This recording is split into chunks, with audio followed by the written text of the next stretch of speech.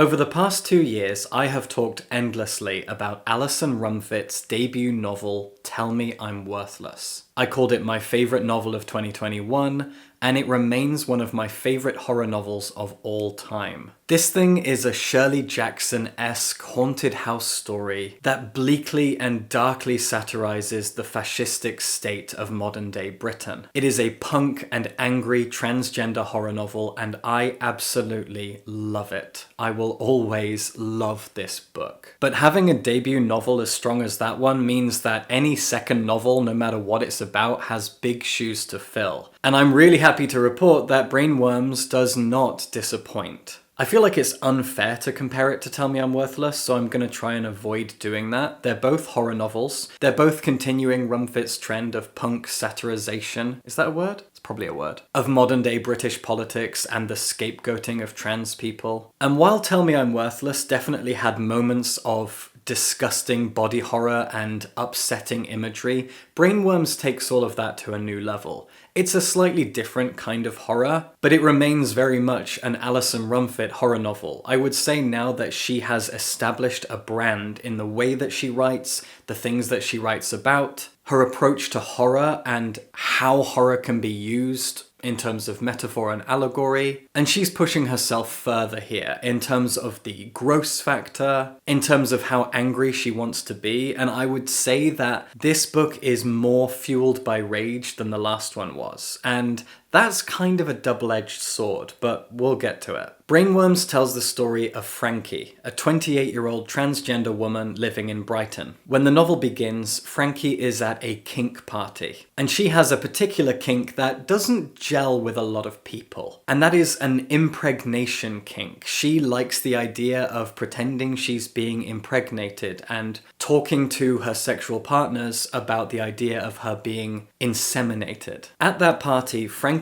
is immediately captivated, almost hypnotized, by a person that they see across the room called Vanya. Vanya is a 19-year-old non-binary person, and there is something about them that Frankie finds completely mesmerizing. And so from here, the two of them start up a kind of sex-charged casual relationship. But Frankie is really intrigued by Vanya. In the second chapter, however, we find out that Frankie was actually a victim of a terror attack. Someone, a middle-aged British woman, bombed a gender identity clinic, a private clinic whose purpose is to help and support transgender people in their medical journey. Frankie worked there, and the explosion took the life of one of her colleagues, and she narrowly escaped. Now she's picked herself up and she's carrying on, she's got a new job, she's at this kink party, she's met someone, life kind of goes on. And as the novel progresses, we learn a bit more about Vanya. Their chapters come in a strange fashion. They're written all in italics, they're written in the second person mostly, and there is a kind of, not so much stream of consciousness as kind of like a spilling of consciousness in this ugly, grammarless emptying of thoughts and narrative. And there's a lot more to Vanya than first meets the eye. What's kind of challenging when it comes to talking about this book is the brainworms themselves. Brainwyrms is in the title, and to talk much about them would be to spoil a lot of the book, unfortunately, but I'm gonna have to talk about it a little bit. The novel is divided into 3 parts, and at the end of parts 1 and 2, we get very visceral examples of the brainworms and what they do and what they are, and kind of what their function is. There is a kind of narrative online, especially on Twitter, which I don't use anymore, about how transphobes have worms in their brains. There's a very outspoken transgender pundit, I guess you would call her. She's a writer, she's a lot of things. Her name is Katie, she lives in Bristol, and I love what she does. I've been following her on Twitter for years and years, and Katie often talks about how transphobia melts your brain and how transphobes have brainworms. And I'm pretty sure Alison Rumfitt must have gotten into that narrative and basically gone, yeah, but what if they actually did though? What if transphobes literally had brainworms? And that's basically the book. This novel is interesting, and it separates itself from Tell Me I'm Worthless because it's bigger.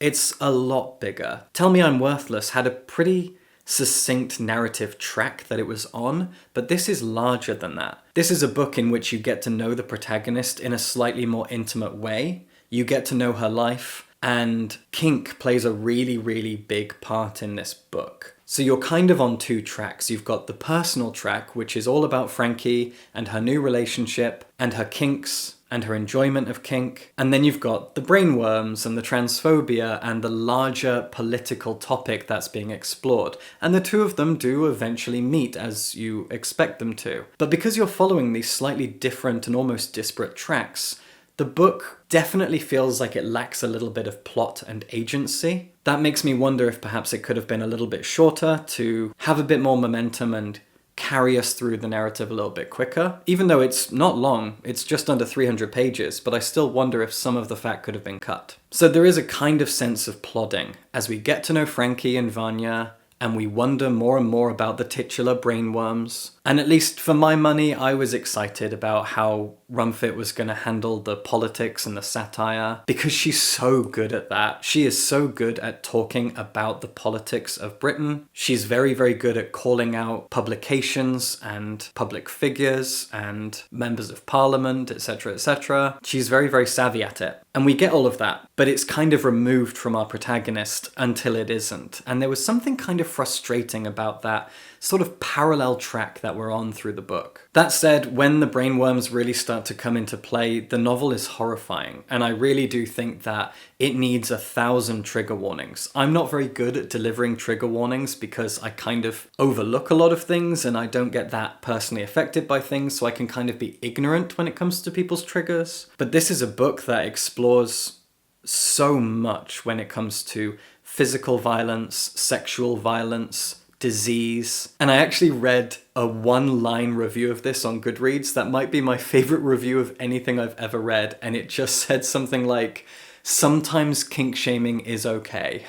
Because this book takes the concept of kink to almost impossible heights. For example, the first time we really get to know Vanya, and bear in mind they're not even 20 years old yet, but the first time we get to know anything about them, we learn that they've spent their teen years on a bunch of different forums and exploring and expressing their kinks, and one of their kinks is parasites. They love the idea of being infected by a parasite, and they are pretty aggressive on these forums, talking to people, asking about parasites and learning about parasites and asking how to be infected with a parasite like ringworm, for example. And all of that is absolutely disgusting and terrifying and made me feel very uneasy. Great, good, very successful horror. Rumfitt spares no expense when it comes to what parasites are and what they do and how gross they are. You can tell from the title what you're in for, and I promise you that it delivers entirely. Everything about parasites, everything about whatever you're picturing when it comes to brainworms, it all comes to fruition completely in this novel. And the way it overlaps with kink is just so daring and unsettling. Now, I've mentioned the politics and the satire and the fascism and the transphobia, and all of that is absolutely in here, but as I've already said, it's kind of drip-fed to us. And the first real moment of intensity when it comes to Rumfitt really going kind of no holds barred with it is at the end of part 1, which is about 100 pages into this 300-page book, where we suddenly follow a new character called Samantha. And Samantha is a trans woman who is pretty conservative, and she's basically a bootlicker. Someone who thinks that if they betray themselves and their community and give in to all of the horrible right-wing nutjobs, they will somehow be welcomed in with open arms and spared. And for Samantha, unsurprisingly, that turns out to not be true. So Samantha goes to this posh house in London, and there she meets a bunch of people who are all right-wing transphobes. Some of them are columnists, for example, for right-wing news media, and one of them is a very obvious stand-in for a certain queen of turfdom, a children's book author who's intensely transphobic and anti-Semitic and racist and fatphobic and classist. And all of these people are here to seemingly welcome Samantha into their fold until they are very much not. And you see that all of these people are infected with brainworms, some kind of parasite that is controlling them, maybe? We don't know for sure yet. It's doing something to them. And then they do something horrible to Samantha, which I won't spoil or describe here. But this depiction of Samantha as a kind of pathetic trans woman who has conservative values and thinks that she can somehow survive if she tries to side with the bad guys, It's kind of unsettling in and of itself because there is so much truth to this. We've seen so many trans and queer people in general do this, and she gets her comeuppance. And that's the proper first introduction of the Brainwyrms, and it only gets worse and more graphic and more unsettling and more upsetting from there. And now that we're on the topic of the politics of this book, there are a few gripes that I have with it. Now, I am on Rumfitt's side. I am a trans person living in Britain. I spend time on the internet. I spend a lot of my free time getting angry and upset with the transphobia in this country, which is absolutely terrifying all of the time.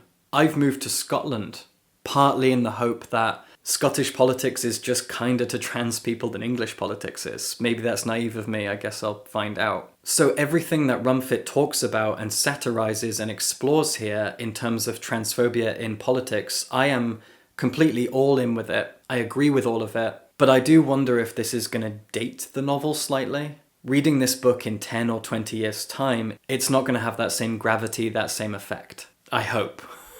Because the book begins with this kind of introduction from Rumfitt where she's talking to you directly as a kind of alternate version of herself in the year 2030. She talks about the state of transphobia in Britain and where it's gotten to in a kind of dystopia way. And it's sad and it's bleak. And a lot of it is clearly tongue-in-cheek. Rumfitt is taking all of this to its most absurd point. But it's interesting because while everything she writes feels like she's having fun with it, she's also obviously intensely angry. It's a really complicated thing to try and describe. There is so much anger and aggression in her politics. And rightly so, I agree, I'm with her 1000%. But then there's also this, as I keep calling it, satire. She is dragging everything to its nth degree, to an almost impossible point, but it also doesn't feel impossible. The idea of a middle-aged white Karen bombing a gender identity clinic is absurd,